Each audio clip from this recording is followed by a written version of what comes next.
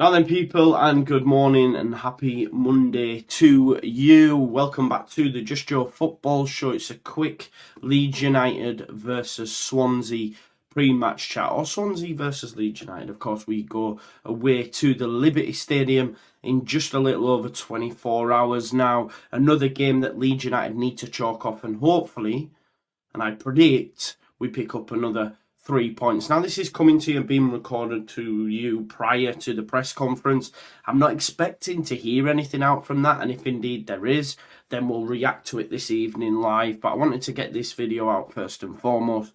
Look, Leeds United travel to the Liberty Stadium in hot form. You know, the most informed team in the league. Green, the green grass of Dover. Like, we're just smashing out wins left, right and centre. And I'm expecting that it'll continue into Tuesday and even Saturday. Call me bullish, call me ballsy, but that's how confident I am in this side right now. The facts are as well, you know, by Sunday we could be in second. Admittedly, Southampton will have a game in hand, but they have 2 tough away trips as well. Tougher than Leeds United. They've got to go to Bristol City and then play West Brom on the weekend as well. So there's a real opportunity here for me, for Leeds United to turn the screw, knowing that we've beaten Plymouth now, or at least played them on 3 occasions and dominated the game each time. Yes, one took extra time, one was a draw, but in the course of the 90 minutes, we completely dominated. And if you look at that FA Cup game, for example, you have the big hitters on in the first half, or your first team that Fiker will pick for the league, then we win the game comfortably. Look, we beat Swansea in the previous fixture at Ellen Road. Of course, we're going away now, but I've seen Swansea a couple of times and I don't make much of them. Of course, they have a new manager, Luke Williams, who came in on the 5th of January, but he only just got his first win at the weekend with a 1-0 win against Hull City. And prior to that, he had lost 3 of the other 4 games, you know, drawing 1 of them. So it's took a while for him to get them going. It's probably not the ideal team that he would want to come up against, having just beat Hull, who are decent. But again, what I will say, Hull are very inconsistent. Outside of that top 4, the other 2 spots will just switch around. We've been in the Championship before. I've said it before on my channel. The likes of West Brom, Middlesbrough, Sunderland, Hull City, Coventry, they're all just too inconsistent. I can't predict who gets them other 2 spots, and hopefully it won't matter for Leeds United, because I'm still, you know, 90% thinking we get top 2. Call me naive, but I'm just that confident that in the 15 games that we have left, we'll chalk up enough wins to draw in Southampton. I almost feel Southampton have gone too early. I know we've said that a lot, but, you know, they have chinks in their armour. They do concede a lot of goals. They don't score as much as Leeds United. There seems to be this fallacy that we're not scoring enough. Outside of Leicester, I think we're one of the top scorers. Maybe Southampton have scored more than us, but, you know, they also concede a lot. The mad thing about Leeds United of late is that we're just shut out FC. You shall not pass Gandalf settings. It's actually after the weekend against Rotherham where we absolutely battered them. You know, it was men versus boys. That was actually our 6th clean sheet in 9. You know, we are pretty imperious. The back 4 now is impenetrable. That centre-back partnership and Rodon and Ampadu was just fit like, you know, a hand does in a glove. The full-backs are working really well. That's why, for me, I still think, and I would be reticent, unless there's injuries, to make any changes to the 11 with the way that it's playing right now. The big thing as well, during them 9 games, right, 9 games, the opponents have registered just 13 shots on target. In 9 games. That's wild. That shows how good this team is. Not just from defensive, but they defend from the front. The press has improved with the likes of Bamford. We see triggers being set now. If you remember in the early parts of the season, when Daniel Farke would say, look, Pirro's not as good in the press, so we're playing him in the 10, etc. And we would all be going, yeah, but we don't press. Okay, we may have, but it was very half-arsed. Now, it ain't.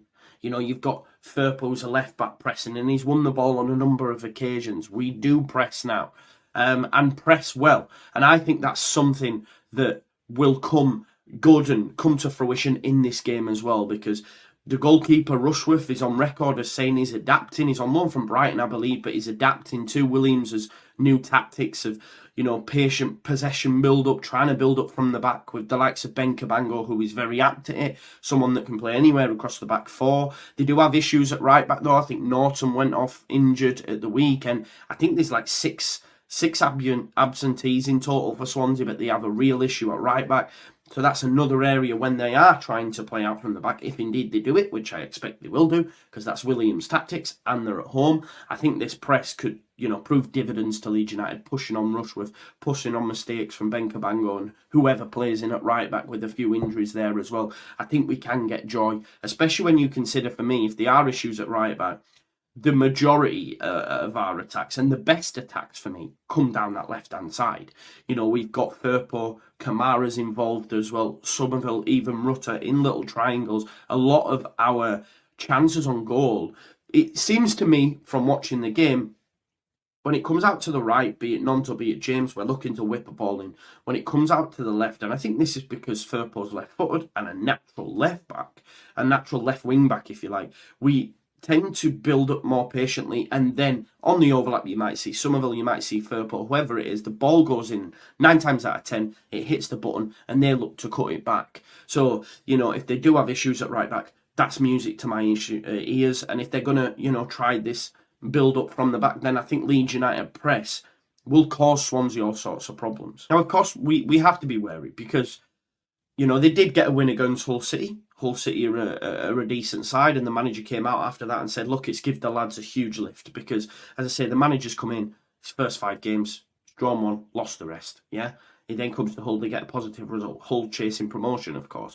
What we need to do is ensure that we just wipe out any of that positivity they may have gained within the first 45. And, the reason I've mentioned that, set myself up with that, great serve, Joe, is because Leeds United in the first half have been unbelievable this season. Because no team has scored more first half goals than Leeds United this season in the Championship. 29 of our goals, I think that's more than half, have come within the first half. So it shows that Leeds United start well, start fast, put pressure on early. So any sort of confidence Swansea have, hopefully within that first 45 is crushed. We've seen it a lot this season. We did it against Hull. We did it, we should have done it against Rotherham, if we're being honest. It should have been 4 before half time, for God's sake. I know we only win the game 3-0, but it wouldn't have been out of this world for that scoreline to be true. But yeah, the first halves have been key for Leeds United. We've seen a distinct drop off, it seems, but I think a lot of that is Farker managing the squad. We don't always have to go for the jugular. Of course, it's nice and easier to do when you have a cushion, but and sometimes has caused us problems. Look at Plymouth in the FA Cup, for example. But the way that this squad expend energy, it's not fruitless. It seems to me that Farker, it's all done measured. He knows what he's doing. We're now seeing, since the turn of the year, the squad being used. I am reticent to make changes, but it won't surprise me if Roberts came in, James came in at right wing.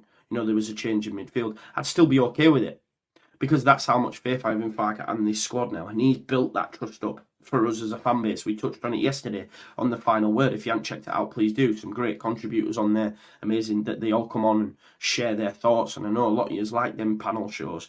I think we all said on that show, like, at the end of the day, we ain't too fussed who comes in at the minute, because it's not as if we would look at a lineup and go, oh my God, why has he done that?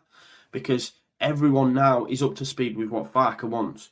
And it's proving dividends on the pitch, hence the form that we're in. It's a little bit of a must-win as well, I guess, for Swansea. They're going to have to go for it, because they are looking over their shoulder. Obviously, Williams came in, form didn't pick up after Michael Duff was there, I believe.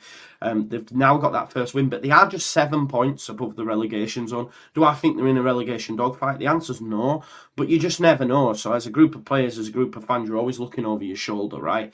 I know that, I remember when we were in the Premier League, for God's sake, and we were 10th in the league, and, people were like going, what about Fulham? And there was about 6 teams in between us. It's a bit of a mad one, but that's the mind of a football fan, Going into this game, our record's not great. We've beat them just once in our last 6 head-to-head games down at Swansea. I think that dates all the way back to 1981. But I think what we've seen this season and what we have to take into account is our form. Farker, for example, when we went down London curse, we batter Millwall 3-0. We've not been concerned about that. I just think any sort of records that may stand like that when you're in as good form as we are, it counts for shit. Look at the Rotherham game. Everyone was going, whoa, Wigan. All them sort of burdens, if you like, have just been put to bed this season because of Farker and because of the level of players that we have. We can be as gushing as we are being, of course. But I said from day dot in this league, the standard isn't great, the division isn't great, and that's why you have, for me, by the end of the season, you'll have 3 breakaway teams, and then 3 breakaway teams are the teams that have come down. And like I said, a lot of that is due to the fact that the standard just can't be matched. Look at the level of players that we have, Leicester and Southampton have, in comparison to the rest of the league. It's a joke, really. Now, on that, look at some key players for Swansea. Obviously, Carl Rushworth in goal on loan from Brighton. They've got Ben Cabango. Ben Cabango is key to the way that they play out from the back under the new manager. In midfield, Charlie Patino, Matt Grimes. We know about Matt Grimes. He is a good player at this level, but and I've seen, like I say, in recent times, him have decent games against the likes of Leicester and Southampton, but just over the course of 90 minutes, the quality just tells. Now, of course, Grimes likes to dictate play, as does Patino and others was in that squad. They're a possession-based side. It's an oriented, possession-based team that look to create attacking opportunities, but I just think our midfield, the defence will just swallow Matt Grimes up, Patino, whoever else plays in there. I just think we will have too much for them. Obviously, they have issues at right back, as I've mentioned, and the fact that our best attacks come down that side. I think Harrison Ashby came off, he's out, and I think Kyle Norton, he was out in the last game as well. So yeah, some key personnel, obviously. Patino, if he plays, Grimes, the goalkeeper Rushworth, Ben Cabango, Jamal Lowe and Jerry Yates both have 6 goals apiece as well, so they'll be the main attacking threats. I think actually going away to Swansea is probably gonna help us as well. Like I've said to you, Williams likes to have possession of the ball, wants his team to dominate the ball and use that dominance to score or create goal-scoring opportunity, combining ball possession with goal-scoring efficiency. Now, they haven't scored a hell of a lot of goals. They're coming up against a team that likes to possess the ball as well. So you'd imagine we win this battle. If he expects them to sit in and catch us on the counter, do they have the personnel to do that? I'm not too sure. Look, I think good coaches with good, decent ethoses don't change away depending on the opposition. And I know as fans sometimes we can say, oh, we should have gone more defensive, especially under Bielsa, etc. But it's their plan. It's their plan A. And if that don't work, it's plan A better. And I think that's what you see from the best managers in the game. You look at Carlos Corberan, for example. As much as I love him, and he's a great tactician, when I expect him to get results, I'm glad we've played them now. I expect him to get a result against Ipswich. I expect him to get a result against Southampton because he sets up his side to take on the opposition. But that can only get you so far. You know, I think I look at Graham Potter in a similar sort of vein. Graham Potter very much likes to set his side up depending on who he plays. He always had Bielsa's number, for example. But in terms of going anywhere, how far can that get you? Sometimes your ethos, your setup has to win out. And that's why Brighton have progressed under De Zerbi. Because, yeah, they've had some dodgy results here and there, Luton, for example. But over the course of 36 games, 46 games, 38 games, should I say, in the Premier League, your style normally will get you more than just saying, right, who are we playing? Right, let's go 5 at the back, let's go 3 at the back, etc. That's just my preference. I would rather my manager go out swashbuckling. Yeah, we'll take some hammerings, but it is what it is. So I'd expect the Swansea manager to do the same, but that is going to play into Leeds United's hands. And look, the run that we're on at the minute, I think it's the joint best run since 2019. Leeds United are flying. Leeds United are cooking on gas. I'm not saying it's going to be 2 3s and 4s. They will get one, but like say 6 clean sheets in the last 9. The fact that we just can't seem to have 13 shots on target in 9 games tells you all you need to know. So it wouldn't surprise me if it is another shutout. But yeah, I'm gonna go for another shutout and say that Leeds United win 2-0. I think the goals will come down the left-hand side. It wouldn't surprise me if Somerville gets one again and Bamford gets one from a third post assist. I just think the joy that we're going to get down the left-hand side, especially with issues at right-back, will come to fruition. I'd love Rutter to get back on the score sheet. You know, he just can't finish, and hopefully that will improve. He's still a young lad. If James plays, I think, you know, we might see joy down that side. I just think he's much better at getting in behind. And I was listening to All Stats Aren't We this morning, actually, and they mentioned how the players now should be used in a more situational way in terms of depending on the opposition, who we're going to play. But yeah, look, for me, I'd remain unchanged. But it depends what Farker does. Maybe he looks at the Swansea game and says, Okay, this is probably going to be tougher than Plymouth, which I would tend to agree with. So let's go with the same 11, and then we'll see what we're like for the weekend's game. Because I've already seen when playing Plymouth in the FA Cup with a weakened side, we can still do bits. So if I add bits of quality and change it in that game, it's probably going to do more. That's why it was key we won that game, and we won it well. I know it wasn't in 90 minutes, but we won the game 4-1 in the end.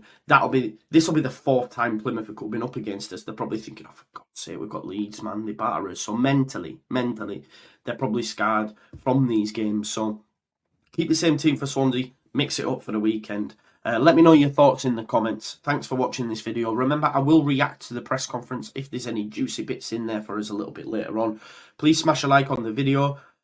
Subscribe to the channel, get your comments and hit that notification bell. I hope you've been enjoying the channel of late. It's doing really well. Loads of different people on panels, etc. I really enjoy it. Tomorrow, obviously, we play Swansea. I think we kick off 15 minutes before Southampton, so we're going to be able to flip between the two games. I think this week, Southampton will drop points. We just need to make sure that we capitalise on it. Let me know if you think we will. Anyway, smash a like, subscribe to the channel, get your comments in, hit that notification bell, and I'll see you in a bit. Peace out. Leeds.